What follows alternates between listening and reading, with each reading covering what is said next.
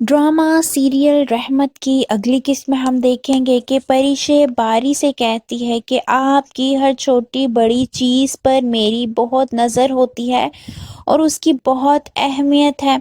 जिस पर बारी उस पर तंज मारते हुए कहता है कि बिल्कुल, अब तो मुझे अंदाज़ा हो गया है कि तुम्हारी नज़र में मेरी कितनी अहमियत है।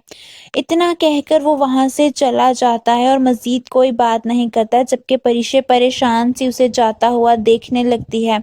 वो जानती है कि बारी उससे खफा है। वहीं शयान साहब को अब ये बात बहुत बुरी लगती है कि परिशे अयान के ऑफिस में काम कर रही है। वो परिशे को बुलाते हैं और कहते हैं कि पहले ये टेंडर यानी बिजनेस प्रोजेक्ट हमेशा मुझे मिला करता था, मगर तुम्हारी वजह से वो अयान की कंपनी को मिला है। जिस पर परिशे शर्मिंदगी से कहती है कि मुझे माफ़ कर दे अंकल। शयान साहब कहते हैं कि कोई बात नहीं, जो हो गया सो हो गया, मगर अब मैं चाहता हूँ कि तुम अयान की कंपनी से रिज़ाइन कर दो। ये बात सुनकर परिशे हैरानी से अपने ससुर को देखने लगती है। वहीं मिनाल सब घर वालों से कहती है कि इनाया की जल्द शादी कर लेनी चाहिए। उसको ये डर होता है कि कहीं परिशे और अयान की वजह से हालात मजीद पेचीदा ना हो जाएं। मगर जब ये बात इनाया को पता चलती है तो वो बहुत गुस्सा हो जाती है।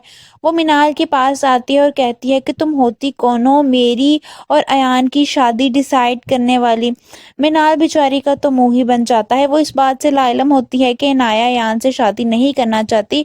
वो और अयान बस एक दूसरे को इस्तेमाल कर रहे हैं अपना मकसद पूरा करने के लिए। मिनाल कहती है कि शादी का फैसला तो ताया जान ही करेंगे। जिस पर इनाया कहती है कि तुमने राहील को क्यों भेजा, क्या मैं तुमसे अब बर्दाश्त नहीं हो रही इस घर में। मिनाल खामोश हो जाती है। वो जानती है कि इनाया से कोई बहस नहीं कर सकता। दूसरी तरफ अलीज़े के मेके चले जाने की वजह से ज़ोहेब बहुत परेशान होता है। उसकी बहन रमशा जब उसकी ये हालत देखती है तो उसको बातें सुनाते हुए कहती है कि उस लड़की की वजह से तुम सोगवार हो जिसने तुम्हारी कदर नहीं की। दूसरी तरफ परिशे अयान से कहती है कि मैं ये जॉब कंटिन्यू नहीं कर सकती। जिस पर अयान उसे कहता है कि आप हमारी कंपनी के साथ कॉन्ट्रैक्ट पे हैं, अगर आपने जॉब छोड़ी तो हम आप पर कानूनी कार्रवाई भी कर सकते हैं। यहाँ तक कि वो परिशे को काफ़ी बातें सुनाने लगता है। पहले तो परिशे बहुत तहम्मुल से सुनती है, बिलाखिर वो अपनी चुप तोड़कर कहती है कि वो फिर उसको साफ साफ जवाब देते हुए कहती है कि देखें, आप मेरे बॉस हैं और मैं आपकी एम्प्लॉय, इससे ज़्यादा हमारा कोई रिश्ता नहीं है। और एक बात याद रखिएगा, मैं कोई मजबूर लड़की नहीं हूँ। ये सुनकर तो अयान भी गुस्से में आ जाता है।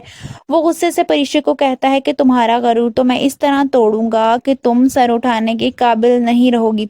ये सुनकर परिशे हैरानी से अयान को देखने लगती है। आप सबको क्या लगता है, क्या अयान ने वाकई जो कहा है वो करके दिखाएगा? कमेंट्स में अपनी राय का इजहार जरूर कीजिए।